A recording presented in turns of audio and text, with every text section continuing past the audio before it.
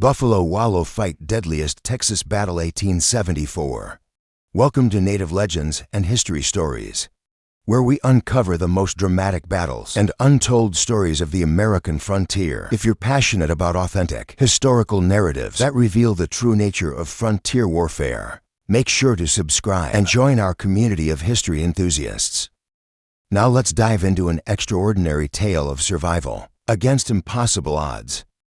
September 12, 1874, Northern Texas. The odds are 100 to 6, and the 6 are already wounded. A massive force of Kiowa and Comanche warriors executes their deadly encirclement with precision, their horses moving in perfect coordination as they unleash a devastating barrage of arrows and bullets. Each warrior is a master of mounted combat, able to control their mount with just their legs while firing up to 6 arrows in the time it takes a soldier to reload his rifle. Once at the center of this deadly circle stand 6 men from the U.S. Army, a mix of seasoned scouts and soldiers caught in the worst possible situation on the Texas frontier. Leading them is Billy Dixon, whose reputation precedes him across the plains. Just months earlier, at the Second Battle of Adobe Walls, Dixon had achieved what many considered impossible, taking down a Comanche chief at a distance of nearly half a mile with a single shot. That legendary feat had saved his companions and earned him a place in frontier history. But today, even Dixon's extraordinary marksmanship seems inadequate against such overwhelming numbers. Alongside Dixon stands fellow scout Amos Chapman, whose tracking skills and combat experience have gotten them out of countless tight spots before. The military contingent consists of Sergeant Woodhull, whose steady leadership keeps the group focused despite their dire situation, and 3 privates Rath, Harrington, and Smith. Each man bears wounds of varying severity, their blood staining their uniforms as they maintain their defensive positions. Their mission had seemed straightforward enough: deliver critical dispatches to Colonel Nelson A. Miles about delayed supplies. Captain Willis Lyman's supply train had been repeatedly hit by Kiowa and Comanche raiders, preventing essential provisions from reaching Miles' camp now. These 6 men find themselves caught by what appears to be the same raiding party, but on a much larger scale. The Kiowa and Comanche warriors demonstrate why they're considered the finest light cavalry in the world. Their tactics are a perfected art form, the result of generations spent mastering mounted warfare. They attack in coordinated waves, each warrior choosing his moment to break from the main group, charge in at full gallop, fire their weapons with deadly accuracy, and wheel away before the soldiers can effectively return fire. Their horses respond to the slightest pressure of their riders' legs, moving as if horse and warrior are a single being. This is no random encounter. It's a carefully planned ambush that forms part of the larger Red River War, a final, desperate campaign by the Southern Plains tribes to defend their traditional lands. The Kiowa and Comanche have dominated these plains for generations, their mastery of mounted warfare making them formidable opponents. For 15 years, they've engaged in increasingly violent clashes with military forces and settlers, turning the Texas frontier into one of the deadliest battlegrounds in American history. The 6 men know what capture means. They've seen the aftermath of other skirmishes where soldiers were taken alive. Each man has silently committed to fighting to the last bullet rather than face that fate. But with their horses scattered, their supplies lost, and enemies closing in from all directions, even that grim determination might not be enough to see them through the next few hours.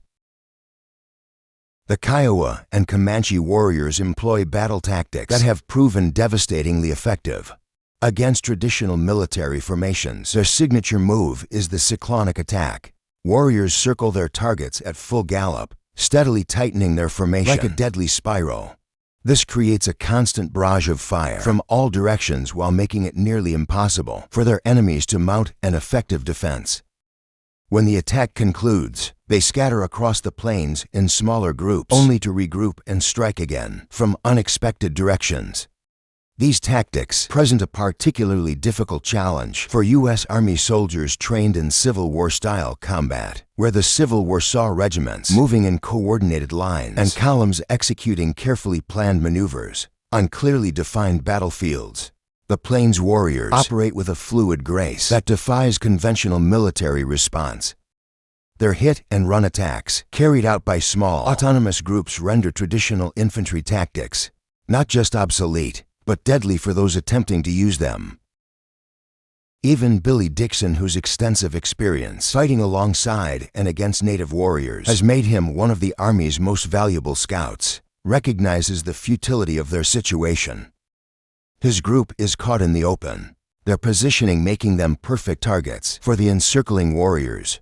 Dixon knows from hard experience that their chances of surviving a sustained attack under these conditions are vanishingly small. The first casualty comes swiftly and deals a devastating blow to the group's survival chances.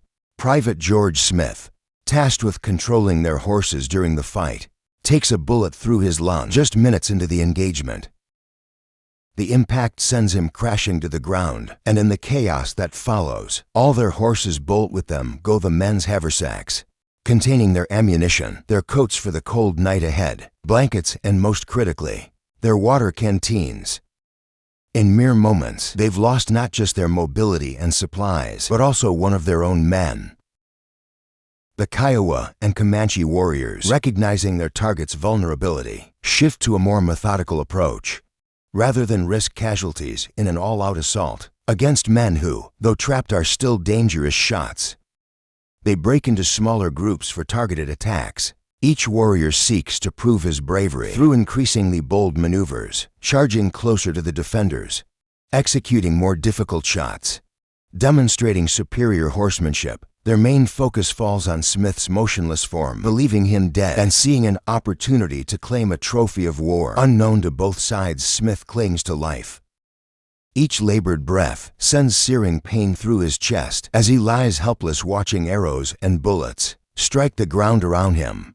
His companions, initially believing him dead, fight desperately to prevent the warriors from claiming his body. They maintain a steady rate of fire, trying to keep the attackers at bay while looking for any opportunity to improve their position. As the battle intensifies, the remaining 5 men find their exposed position becoming increasingly untenable. Dixon, scanning the terrain with an experienced eye, spots a mesquite flat roughly a quarter-mile away. The scattered trees would provide some cover, and he quickly suggests making a break for it. But before they can implement this risky plan, a sharp crack rings out and Amos Chapman, Dixon's fellow scout and longtime companion, jerks backward as a bullet finds its mark. Chapman's voice remains steady despite his injury, calling out to Dixon with remarkable composure, "Billy, I am hit." At last the bullet has found its mark. But in the chaos of ongoing combat, Dixon can't spare more than a quick glance at his wounded companion. His attention is divided between returning fire at the charging warriors and searching desperately for better cover. During one of his sweeping glances across the battlefield, Dixon's experienced eye catches something promising. A shallow depression in the prairie ground nearby. It's a Buffalo Wallow, one of the many natural depressions created by roaming herds who dig and roll in the dirt to cool themselves and ward off insects. Though barely 10 feet across and only a few feet deep, the wallow represents their best chance for survival. Dixon quickly evaluates their options. The mesquite flat is too far, and with Chapman wounded, such a long run would be suicide. The Buffalo Wallow, though not ideal, offers immediate possibilities for defense. Without hesitation, Dixon shouts to his companions that he'll make the first dash to assess its potential. What follows is a heart-stopping sprint through a hail of arrows and bullets. Dixon zigzags across the open ground, the warriors' fire intensifying as they try to cut him down. Reaching the wallow, he slides into its shallow confines and makes a rapid assessment. The depression is roughly 10 feet square, its sides sloping enough to provide some cover if they can enhance it. The soft earth can be easily dug out to create better protection. It's far from perfect, but it's their only chance. Dixon raises his voice above the battle noise, calling his companions to follow his lead. One by one, they make desperate runs to the wallow, each man's dash accompanied by increased fire from the warriors. As soon as they reach the relative safety of the depression, they begin frantically digging, with their bare hands and Bowie knives, piling the soft sand around the edges to create a makeshift barricade. Between scoops of earth they return fire, keeping the warriors at bay while improving their defenses. The Kiowa and Comanche respond by intensifying their attacks, recognizing that their prey has found some shelter. They increase the frequency and ferocity of their charges, determined to overwhelm the soldiers before they can strengthen their position. The afternoon wears on, and the psychological toll of their desperate situation begins to show on the men. Dixon's first-hand account captures one particularly tense moment. Many times that terrible day did I think that my last moment was at hand. Once when the Indians were crowding us awfully hard, one of the boys raised up and yelled, "No use, boys, no use, we might as well give it up." We answered by shouting him to lie down. The soldier's moment of despair is punctuated by a bullet striking the soft sand near his head, filling his mouth with dirt. Dixon recalls finding grim humor in the moment. "I was so amused that I laughed, though in a rather sickly way, for none of us felt much like laughing." During a brief lull in the fighting, attention turns to Chapman, who remains exposed and vulnerable with his broken leg. The wounded scout's condition is deteriorating, but he maintains his composure, calmly informing the others that he cannot walk. Dixon, despite nursing a wound to his right calf, knows he must act. He makes several attempts to reach Chapman, each try met with withering fire. That forces him back to the wallow. Finally seizing a moment when the warrior's fire slackens slightly, Dixon makes his boldest dash yet. Reaching Chapman, he quickly devises a plan to carry his friend to safety. "I told him to climb on my back," Dixon later wrote, "my plan being to carry him as I would a little child." With careful movements, they position Chapman's broken leg over his good one, and Dixon begins the grueling task of carrying his fellow scout to safety. Chapman's larger frame makes the journey even more challenging, his injured body a dead weight on Dixon's back, as they make their way to the wallow under intense fire. The physical toll of carrying Chapman adds to Dixon's mounting exhaustion. But there's no time for rest. Inside the Buffalo Wallow, the men work with grim determination, their hands bleeding from digging in the coarse earth, as they strengthen their makeshift fortress. Despite their wounds, some minor, others severe, they maintain a disciplined rotation. While some dig and reinforce the walls, others keep watch and return fire against the increasingly aggressive attacks. The warriors, frustrated by their quarry's newfound shelter, begin mounting more daring assaults. Their war cries pierce the air as mounted warriors charge at full gallop, lances extended like medieval knights. Dixon's account captures these heart-stopping moments. "When I look back and recall our situation, I always find myself thinking of how my wounded companions never complained or faltered, but fought as bravely as if a bullet had not touched them. Sometimes the Indians would ride towards us at headlong speed, with lances lifted and poised, undoubtedly bent on spearing us. These charges require extraordinary courage from both sides. For the defenders, it takes iron nerve to hold fire until the last possible moment when their shots will be most effective. Such moments made a man embrace himself and grip his gun," Dixon writes. Their patience pays off when they manage to bring down one of the charging chiefs, a loss that causes the warriors to adopt more cautious tactics. As the afternoon wears on, the situation grows increasingly dire. The hot sun beats down mercilessly. As ammunition begins to run low, each man knows they must make every shot count. The defenders' thoughts inevitably turn to the fate that awaits them if captured. Dixon's words paint a chilling picture. "Ours was the courage of despair. We knew what would befall us if we should be captured alive. We had seen too many naked and mangled bodies of white men who had been spread-eagled and tortured with steel and fire, to forget what our own fate would be. So we were determined to fight to the end." Just when it seemed their situation couldn't become more desperate, nature intervenes. The North Texas sky darkens, with storm clouds that seem to materialize from nowhere. By 3 o'clock, a torrential downpour transforms their battlefield. The rain brings both relief and new miseries. While it drives back their attackers, it also turns their shelter into a muddy pool. The Buffalo Wallow, now filled with 2 inches of brown water mixed with blood from their wounds, becomes a nightmarish soup that they must endure. The Kiowa and Comanche warriors withdraw to a position just beyond rifle range. their figures barely visible through the rain as they sit wrapped in warm blankets, waiting out the storm. The defenders, stripped of their supplies when the horses bolted, have only their thin uniform shirts for protection against the sudden cold. Dixon feels the loss of his coat particularly keenly, not for its warmth, but for the irreplaceable photograph of his mother. It contains the last gift from his dying father.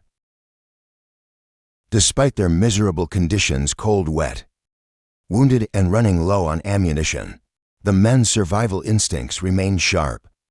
They realize they need more ammunition if they hope to survive another assault. Private Peter Rath volunteers for an incredibly dangerous mission, retrieving Private Smith's weapon and cartridge belt from where he fell.